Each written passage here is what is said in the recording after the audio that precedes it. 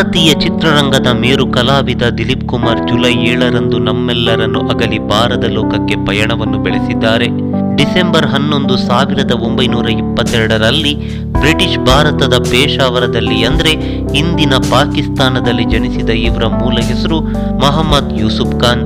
ಹಾಗಾದರೆ ಇವರು ಹುಟ್ಟಿದ ಪಾಕಿಸ್ತಾನದ ಮನೆ ಪ್ರಸ್ತುತ ಹೇಗಿದೆ, ಅದನ್ನು ಯಾರು ನೋಡ್ಕೊತಿದ್ದಾರೆ ಎನ್ನುವ ಪ್ರಶ್ನೆ ಸಹಜ. ಅದಕ್ಕೆ ಉತ್ತರ ಮುಂದಿದೆ ನೋಡಿ.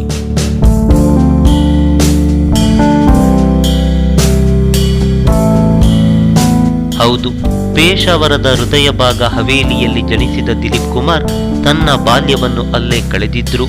ವಿಶೇಷ ಅಂದ್ರೆ ಭಾರತೀಯ ಸಿನಿಮಾ ರಂಗದ ಮತ್ತೊಬ್ಬ ದಂತಕತೆ ರಾಜ್ ಕಪೂರ್ ಅವರ ಮನೆ ಕೂಡ ಅಲ್ಲೇ ಪಕ್ಕದಲ್ಲಿ ಇತ್ತು. ಇಬ್ಬರು ಕೂಡ ಜೊತೆಯಾಗಿ ಆಡಿ ಬೆಳೆದವರು. ಸುಮಾರು 100 ವರ್ಷ ಇತಿಹಾಸ ಇರುವ ಇಬ್ಬರು ದಿಗ್ಗಜರ ಪೂರ್ವಜರ ಬಂಗಲೆಯನ್ನು ಕೆಡವಲು ಪ್ರಸ್ತುತ ಅದರ ಮಾಲೀಕರು ಹಲವು ಪ್ರಯತ್ನಗಳನ್ನು ನಡೆಸಿದ್ರು. ಆದರೆ ಅಲ್ಲಿನ ಸರಕಾರ ಅದಕ್ಕೆ ಅವಕಾಶವನ್ನು ನೀಡಿರಲಿಲ್ಲ. 2014ರಲ್ಲಿ ಅಂದಿನ ನವಾಜ್ ಶರೀಫ್ ಸರ್ಕಾರ ಇಬ್ಬರು ಲೆಜೆಂಡರಿ ನಟರ ಪೂರ್ವಜರ ಮನೆಯನ್ನು ರಾಷ್ಟ್ರೀಯ ಸ್ಮಾರಕವೆಂದು ಘೋಷಿಸಿತ್ತು. ಕಳೆದ ವರ್ಷ ಪ್ರಾಂತೀಯ ಸರ್ಕಾರ ಇಬ್ಬರು ನಟರ ಪೂರ್ವಜರ ಮನೆಯನ್ನು ವಸ್ತು ಸಂಗ್ರಹಾಲಯವನ್ನಾಗಿ ಪರಿವರ್ತಿಸಲು ನಿಶ್ಚಯಿಸಿತ್ತು. ಪ್ರಸ್ತುತ ಪುರಾತತ್ವ ನಿರ್ದೇಶನದ ಅಧೀನದಲ್ಲಿರುವ ಈ 2 ಬಂಗಲೆಗಳನ್ನು ಖೈಬರ್ ಪಖ್ತೂನ್ಖ್ವಾ ಪ್ರಾಂತ್ಯದ ಸರ್ಕಾರ ವಸ್ತು ಸಂಗ್ರಹಾಲಯವನ್ನಾಗಿ ಮಾಡಲು ಮುಂದಾಗಿದೆ.